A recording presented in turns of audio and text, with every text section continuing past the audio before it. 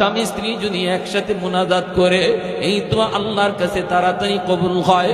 পুরুষের আগে মহিলাদের দোয়া আল্লাহর কাছে বেশি কবুল হয়, কারণ মহিলাদের আমল কম, অর্ধেক পথ তারা আল্লাহর ওলি হওয়ার লাইনে আগায় থাকে।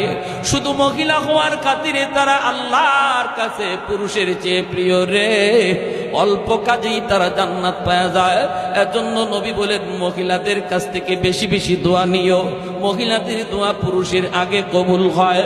স্বামী স্ত্রী যদি একসাথে মুনাজাত করো, স্বামীর মুনাজাতের আগে স্ত্রীর হাতের দোয়া কবুল হয়ে যায়। অত্র এলাকার মা, স্বামী বিপদে আছে, সন্তান বিপদে আছে, ভাইটা বিপদে আছে রে, স্বামীর ইনকাম বন্ধ হয়ে গেছে। মা গো, তুমি আল্লাহর কাছে বেশি কান্দো।